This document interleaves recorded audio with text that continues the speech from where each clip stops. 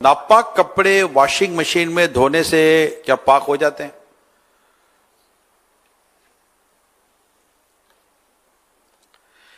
अगर पाक करने के उसूलों के मुताबिक किया तो बिल्कुल पाक हो जाएंगे।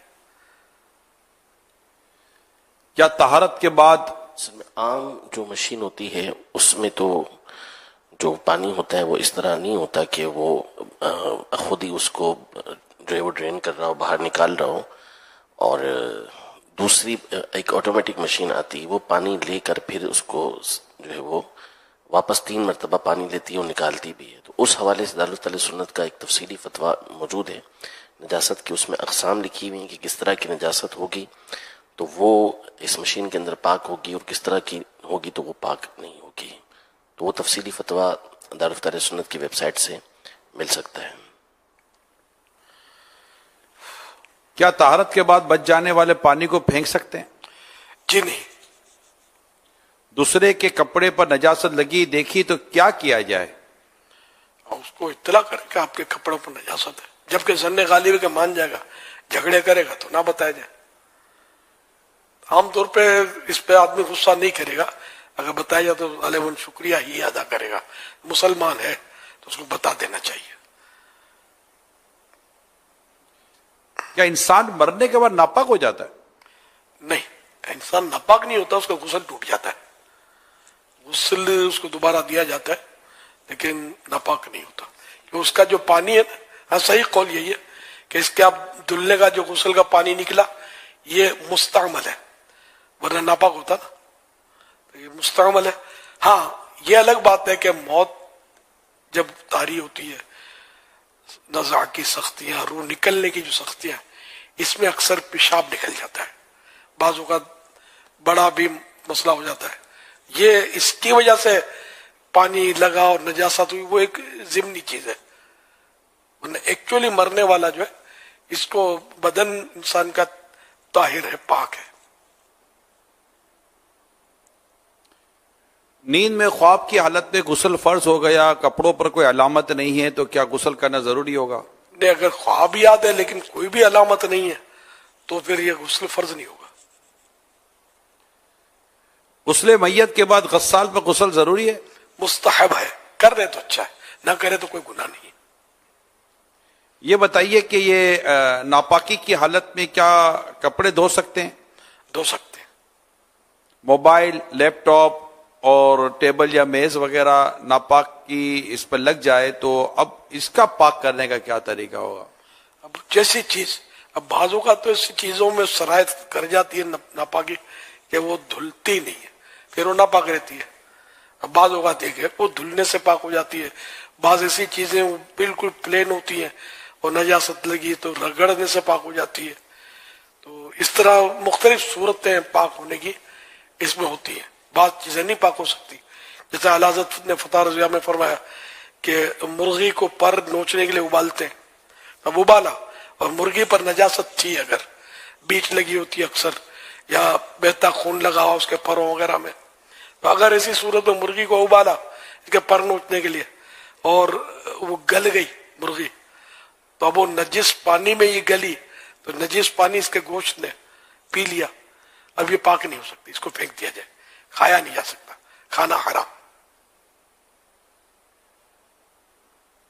ये इरशाद फरमाइए कि कहते हैं कि अगर औरत को उसके मखसूस अय्याम में अगर उसका इंतकाल हो जाए तो उसको 2 बार गुस्ल दिया जाता है, ये कहां तक दुरुस्त है? ऐसा कुछ तो नहीं है, एक ही बार जो गुस्ल देंगे वही काफी। अच्छा, औरत के मखसूस अय्याम जारी हैं, इन दिनों में वो बाल बनाती है तो जो कंघी कर सकती है इस दौरान बालों पर? जी हाँ। कहते हैं कि अगर बाल इन दिनों में कंघी करते हुए, औरत के मखसूस अय्याम में कंघी करते हुए बाल गिर जाएं तो इन गिरे हुए बालों का क्या करना चाहिए? इस पर तशवीश हो रही है। जिसमें इंसानी से जो भी चीजें निकले ना, बाल खाल वगैरह, इन सबको दफन करने का हुक्म है, चाहे अय्याम में मखसूसा हो, चाहे मर्द हो औरत हो, कोई भी हो, उसके लिए बेहतर ये है नाखून है जैसे, तो ये सब दफन किए जाएंगे। मुर्दे को गुस्ल देने वाले के कपड़े पाक रहते हैं या बदलना जरूरी है? अगर कोई वाकई उसमें बदन पर नजासत देखी गई اور نجس پانی اڑا کپڑوں پر اور واقعی نہیں سب یقینی طور پر تو ناپاک ہوئے، ورنہ خالی وہمات سے کوئی چیز ناپاک نہیں ہوتی ہے۔ گاڑی کی سروس کے وقت گاڑی سے جو لگ کر پانی اڑتا ہے وہ پاک ہے یا ناپاک؟ پاک، جب تک وہی بات ہے کہ نجاست نظر آ رہی ہے یا یقینی طور پر نجس ہے، اور وہ پانی جو اڑا وہ بھی نجس اڑا اور اپنے اوپر آیا، تب جا کے یہ نجاست کے احکام اس پر آئیں گے، ورنہ عام طور پہ گاڑی اوپر کا ناپاک ہوتی ہے، مطلب گاڑی کے کر کے مار رہے ہوتے ہیں۔ گاڑیوں کے ٹائر پر اگر واقع نجاست لگی ہوئی ہے اور پھر اس کا اگر نجاست سے لگ کر پانی اڑ کر آئے گا تو پھر کیا ذہن؟ ٹائر والی بات پھر وہ ٹائر کی ہے نا، جی، ٹائر ٹائر نہ پاک ہے اور اوپر دھویا جا رہا ہے اس کو، نہیں، تب بھی اس پانی میں تو کچھ نہیں ہے نا، جبکہ پانی خود پاک ہو۔ پانی عام طور پہ پاک ہی ہوتا ہے، وہ نل کے پائپ سے آ رہا ہوتا ہے نا وہ پانی، دے رہے ہوتے ہیں۔ اچھا، یہ ارشاد فرمائی کہ اٹیچ باتھ اور غسل خانے میں دعائیں وغیرہ پڑھ سکتے ہیں؟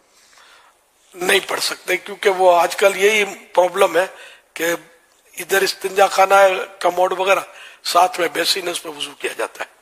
اب اس وقت اللہ کا نام لینا سنت مؤکدہ ہے، تو باہر نکل کر بسم اللہ وغیرہ پڑھ لے، اندر کچھ بھی نہیں پڑھ سکتا۔ البتہ اگر کموڈ یا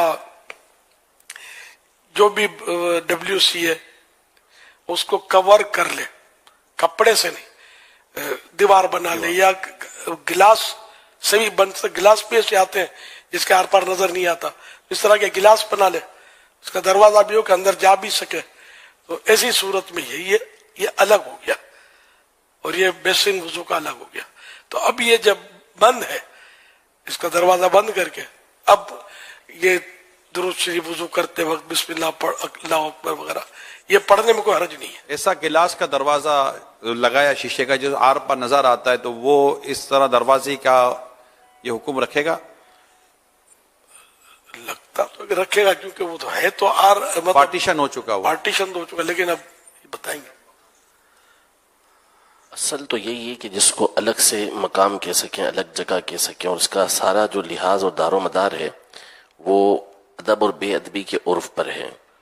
اب اس کو دیکھنے والے ہی بتا سکیں گے کہ یہ صورتحال، یعنی کہ یہاں WC نظر آ رہی ہے اور یہاں پر یہ دعائیں پڑھ رہا ہے، تو یہ اس کو ادب بے ادبی کہیں گے یا نہیں کہیں گے؟ وہ دروازہ تو بند ہو جاتا ہے، دروازے کا کام کر لیتا ہے وہ، جو شیشے کے دروازے عموماً گھروں میں لگتے ہیں، گلاسز۔ اگر اس کو الگ سے جگہ کہیں گے تو پھر تو اجازت مل جائے گی اس کی کہ وہاں پڑھ سکیں گے۔ حضور، یہ پاکی ناپاکی کے مسئلے بڑے اہم ہیں، خون سے پاکی ناپاکی کا تعلق ہے، نجاست دیگر چیز ہوتی ہے، پاکی ناپاکی کا معاملہ ہے، تو یقیناً اس کا علم، اس کی معلومات و حساسیت کا ہونا بہت ضروری ہے۔ اب ایسا علم کے بارے میں بتائیں کہ جس کے بارے میں آدمی کنفرم طور پر چلے، کہ نہ مطلب کہ یہاں چلا نہ اتنا زیادہ وہ ہو جائے کہ اس کو ناپاکی و پاکی کا کوئی اس کو ایسا وہ ٹینشن ہی نہ رہے، نہ اتنا ہو جائے کہ اس کو اتنا ٹینشن ہو جائے کہ پھر ہر چیز میں پاکی ناپاکی کا اس کا ہو۔ تو ایک جو معتدل اور ایک بیلنس والا جو انداز ہوتا ہے، جو اس کے لیے کتنا کس قدر علم اور کس قدر طبیعت میں ہونا ضروری ہے۔ گھر یہ تو فرض علوم میں سے کہ نجاستوں کا اس کو علم ہو، پاک رہنے کا علم ہو، یہ چیزیں جس کی اس کو ضرورت پڑتی ہے، حاجت ہے اس کو۔ تو اب یہ کہ یہ تو ایک ٹاپک، یہ تو پورا ٹاپک ہے، ایک پورا مضمون ہے، اس میں کیا عرض کروں، یہی عرض کروں گا کہ اس کو سیکھیں۔ خالی وہ کپڑے پاک کرنے کا طریقہ، وہ رسالہ ضرور ہے، اس سے بھی سارے مسائل حل نہیں ہوں گے، لیکن اچھی معلومات آپ کو ہو جائے گی۔ مزید بہار شریعت، پہلی جلد کا دوسرا حصہ، یہ بھی نجاست کے اس میں مختلف ابواب ہیں اور بڑی مفید ہے، یہ بھی اس کا مطالعہ بھی کہ اس کی اسٹڈی کریں۔ پھر یہ کہ کتابیں پڑھ کر اگر سب سمجھ سکتے ہوتے نا ہر بات کو، تو ہم جمع ہو کر یہ ساری رات بیٹھتے نہیں گھنٹوں، تو سمجھانے والا بھی کوئی چاہیے۔ تو اب یہ کہ سمجھانے والا اپنے پاس نہیں آئے گا، جو بات نہیں سمجھ پڑی علماء سے پوچھ لے کہ اس کا مطلب کیا، اس کا معنی کیا، یہ کرنا پڑے گا۔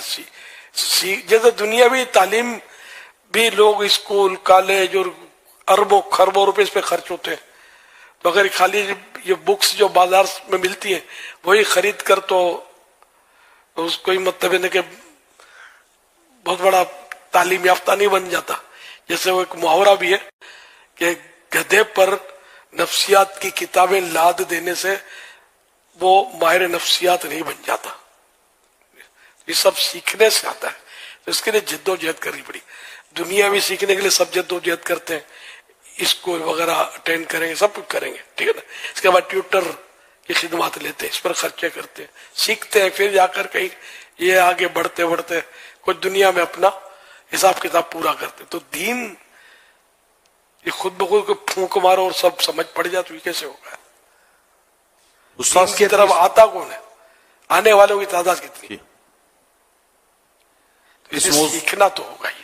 اس موضوع میں حساسیت بھی ہونی چاہیے, جو تھوڑا ڈر لگے گا یار کوئی مطلب ناپاکی والی کیفیت نہ ہو جائے.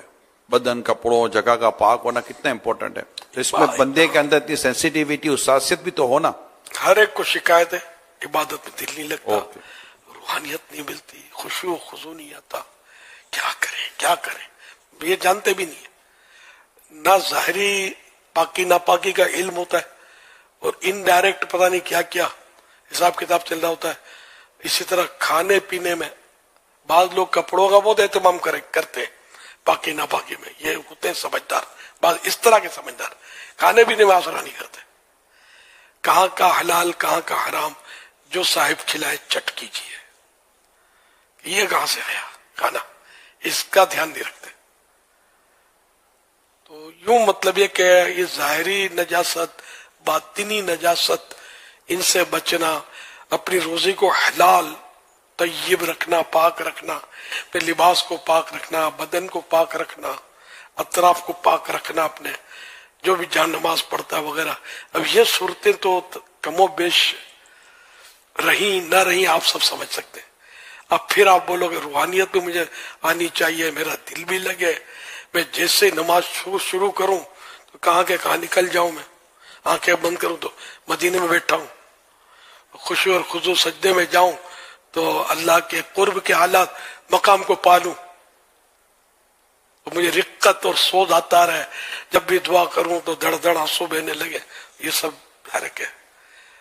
جو میں نے عرض کیا اس پر توجہ دینی ہے.